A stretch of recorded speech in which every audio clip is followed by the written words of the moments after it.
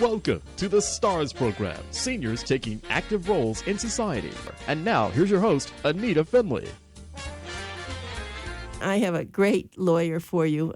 Don't think about law, the way people go, oh, those lawyers. Yeah, well, those are the other kind of lawyers, not this lawyer. This Brian MANGINES is not a lawyer like that. He is a estate planning lawyer, and he's just so darn nice. So welcome to our show, Brian. Good morning, Anita. How are you? Okay. And, I was thinking that this last article you wrote, what's the difference between a revocable living trust and an irrevocable trust? And I had such a big experience with that. And so Brian hit it right on the nail. I mean, he knows what happens when people think that they've done the right thing for themselves and their family, and it isn't, because there's always a kind of a chink in the armor, isn't there? Well, oftentimes there is. Hopefully when you come to my office, there's not by the time you leave. But, if you don't have all the buttons hatched down, then you could really run into significant problems in estate planning. Yeah, that's true. And a really good estate planning attorney asks the right questions, right? That's what makes the difference. Yes, you have to ask a lot of questions. You got to really get time to know what the person's circumstance is, what the family situation is, what the particular dynamics, what that person might want to leave as a legacy. You really have to spend a lot of time understanding the person and really what's driving them to come into the office before you can really make any sound recommendations. Yeah, and that's, that's really true with whether you're a physician or, in a lot of cases, even if you bring your car in for repair, really. It's absolutely true. You have to ask the right questions, and you have to not be shy about telling people something, because there are people who will fix something that wasn't even broken. Absolutely. And we do a fair amount of people who come in and they just want to get their documents reviewed by another attorney, and oftentimes give them a clean bill of health. Don't fix it if it's not broke. So you do. So that's a very good point. You do second opinions. Well, usually what happens is maybe somebody had an estate plan done years and years ago, and that attorney's no longer around. Maybe they've moved down from the North or the Midwest, and they want to come in and see what the Florida trust or will should look like. So often it's not so much a second opinion as kind of an updated opinion. So if someone's living up north and they have their estate plan, and now they come down here, they do need a Florida attorney, don't they? Well, it's a good idea to get for a couple reasons. First of all, you would have to probate. If there was a probate, you would probate in the place where you reside and you're domiciled at the time of your death. So that if that's going to be Florida, then you certainly would want to make sure you have updated Florida documents, preferably. And you can often just take a trust from say, New York, and just amend the trust to say now it's a Florida trust. And sometimes that's all that's needed, just depending on the circumstances. Oh, really? Yes. So the rules and the laws, it's a national law, basically? And it's all state laws. Yeah. So in a trust document, almost every trust document says this trust is to be administered in accordance with the laws of the state of Florida or New York. So oftentimes you can bring a New York trust and just say, now we want to administer it in the state of Florida because that's where we're going to be. For a will, as long as... Oh, that's my confusion. It's the will that's different, right? Well, the will in Florida, a will has to be signed and notarized by two witnesses. And if that's the case, no matter where that will was signed, then Florida will accept that will. But they won't accept a will that's just written down by a person, handwritten, and never notarized or witnessed. So that's a very good point. We ought to get into that in just a minute, but let's really cover this whole thing about the difference between the revocable and the irrevocable. Why don't you explain that to people who Sure. haven't? If you want to read about it, everyone, go to Boomer Times, and it was our January issue, and it's on page 33, and it's Brian MANGINES, who is an expert attorney. So go ahead and tell people. Okay, so there's essentially two types of trusts: a revocable living trust and an irrevocable trust. So let's start with the revocable trust. And as the name implies, revocable living trust. So a revocable trust, first of all, means that you can change that trust at any time. You can amend it. You can delete it, get rid of it, redo it, whatever you want to do with that trust. So you're just setting up a trust, and that person is called a grantor. They're the one setting up the trust, and typically they will be their own trustee.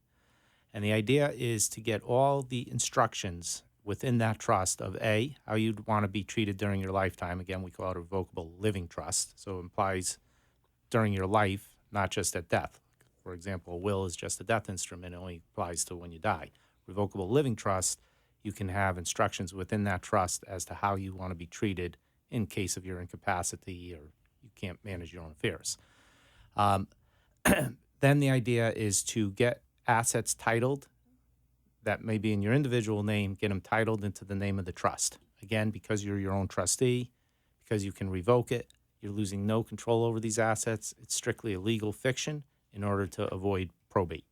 So you want to get all those assets, kind of dump them into the trust, and that way at the time of your death or during incapacitation, you name a successor trustee. So if you can't manage your own affairs, I can name ANITA to be the person who takes over. They basically step in my shoes, and they can just pick up the checkbook and keep going. So that's a revocable trust. Okay, before you go any further, though, with the irrevocable, you said something very important: to avoid probate. And Exactly. we have some very wealthy, distinguished people in the world who didn't do probate, right? I mean, they didn't do a will. They didn't do a trust. A trust, rather. Yeah, and sometimes not a will either. And it really creates chaos, usually, if you don't have that. And you can get really unintended consequences. So should people have a trust even if they have minimal amount of assets? Generally, yes. I mean, if you're a law professor teaching trust and estates, you're going to say there should always be a trust. As a pragmatic attorney, there are situations where you can avoid a trust. I just had a call yesterday where we're going to be able to avoid a trust if there's just one, for example, say one child, one surviving parent, one child, maybe one bank account, maybe a condo.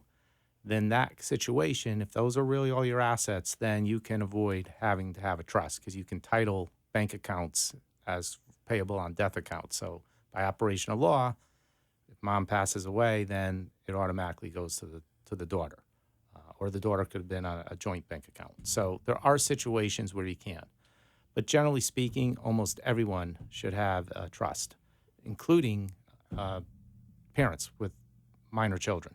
So to me, the slogan in our office is protecting what matters. When you have children who are of underage, you definitely want to have provisions in a trust and name somebody as who you want to be the conservator of the estate and the guardian of those children in case anything should happen to mom and dad at the same time. Very, very important. I like the idea that you see, so you're not after people's money, as unfortunately some lawyers do, that you just said that there's something you saw that they won't need a trust. Not that it's a lot of extra money, but it's some extra money. Sure, it's money. And it's, I like to start from the simple and then build to the complex. So, Good. for example, getting back to these revocable living trusts and Yes. irrevocable trusts. So most people, even the wealthiest people in the world, will start with a revocable living trust. They will have that document in place. That's one of them. That's kind of the main centerpiece of almost any estate plan. But depending on whether you're looking to protect assets or whether you're looking to get money out of your estate so that you don't get taxed by the federal government at the time of your death, then you start going into the arena of irrevocable trusts. And an irrevocable trust, as the name implies, means once it's done, it's set in stone. You can't change it, with few exceptions, of course. There's always exceptions in the law. But generally speaking, with an irrevocable trust, if I was going to be the grantor, that's the person setting up the trust, and I wanted to put money in this trust, so I'm going to put $1 million into the trust, and I'm going to name, not myself, but I'm going to name ANITA to be my trustee.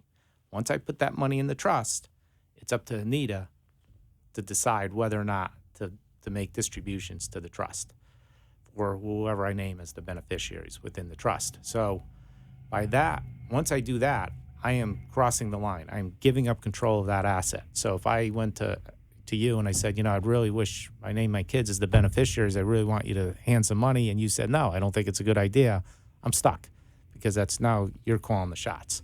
So because of that, you are losing control of the assets. And what the law says, if I don't have control of the assets, then my creditors can't get at that money because it's really not my money anymore. I was just going to ask you what the benefits of So an that's- irrevocable trust. That's one of the biggest benefits. And then the second big benefit is right now the federal estate tax. There's a federal estate tax. So if you die with assets of more than 11, this year I think it's $11.8 million, or double that for a husband and wife, which is very few people, but there are people who have taxable estates.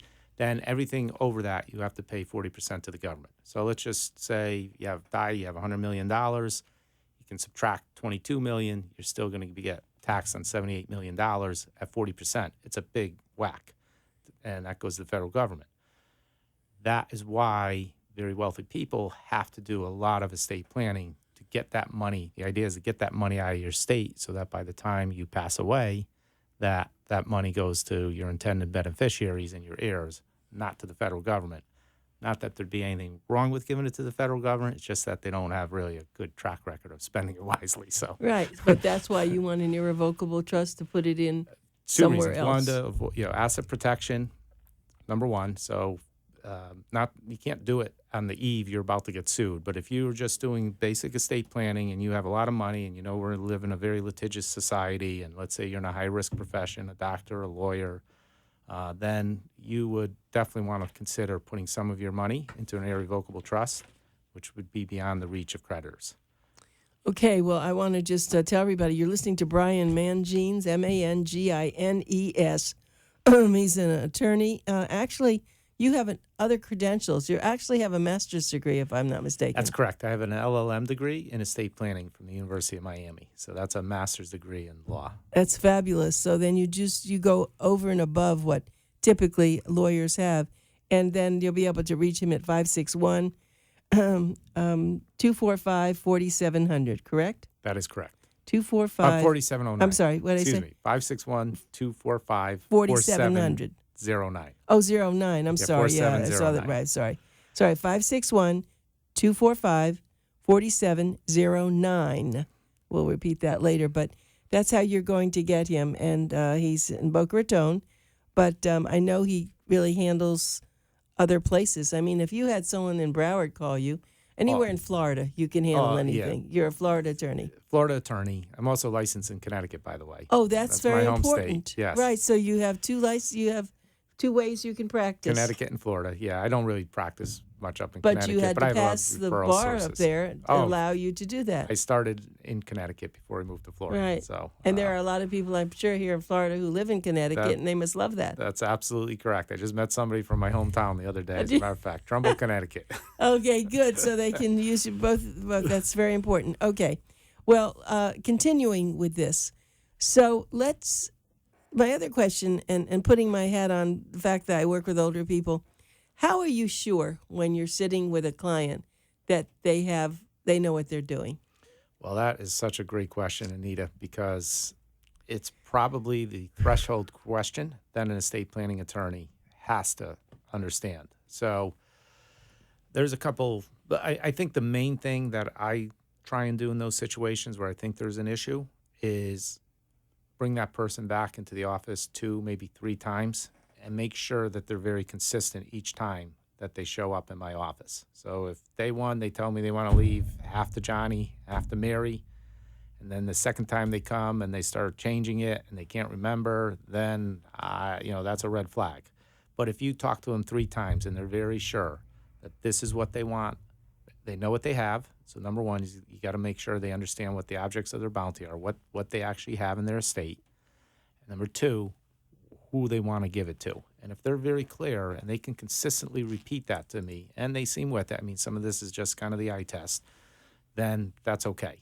One thing that's very important, because it's very, very common, especially here in South Florida, where mom may show up with Susie, the caretaker. So there's 3 brothers, 2 sisters. One of the sisters is taking care of mom here in Florida, and it's the sister bringing mom to the office, sitting down in my conference room, and then telling mom wants to do this. Mom wants to give 80% to me and 20% to my surviving. Well, that doesn't work. So I always have to separate that person.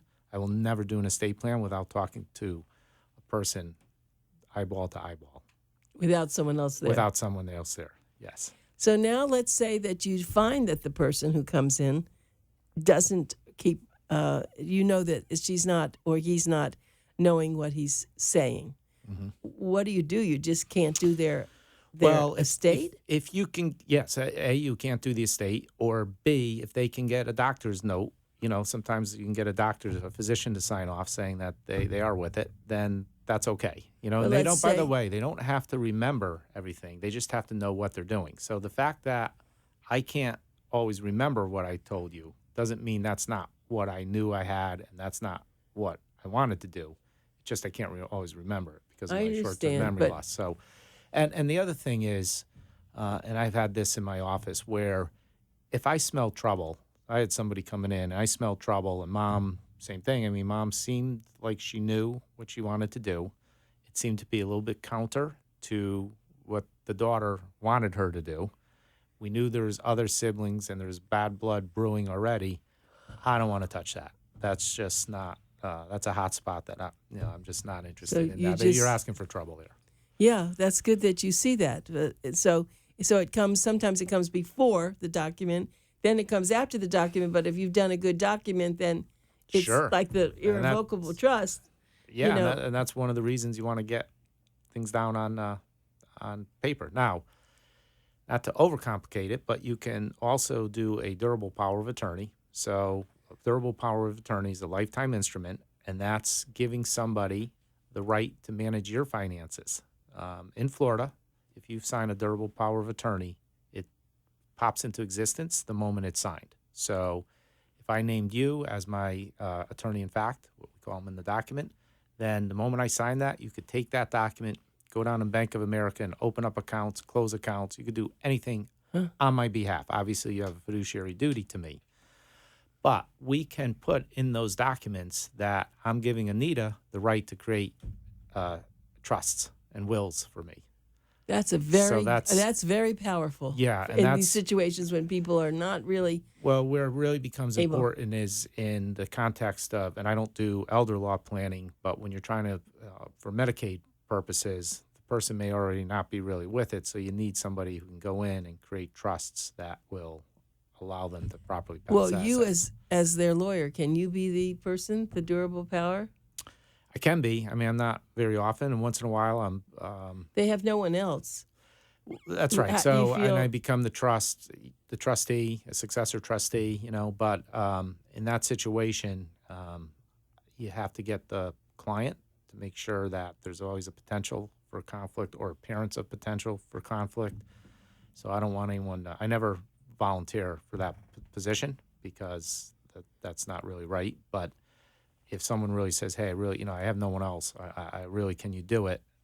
And Just you're because when you're such a nice That's what person, it I comes can down see to. people wanting to say, "Would you just do this for me, please, Brian?" and that's what happens, I can see that. So we do that, but because a trustee can take a fee, and I don't want people to think like, "Hey, I want Yes. to be the trustee, so I Yes. can then get the money from your estate." Right. later. So I don't- apparently they have to maybe even write another little letter to it. They Yes, do. We have to pay that for I the really file want to and do even this. send them to another attorney to make sure that the other attorney Ah. explains what their rights are. So then there's Oh no yeah. question. So you have to cover everything because you could be in a very powerful position. If someone has $100,000, it's one thing, but if they have $5 million, it's another thing, right? That's right, and it's very complicated. Yeah, right. A lot of record keeping, and Yeah.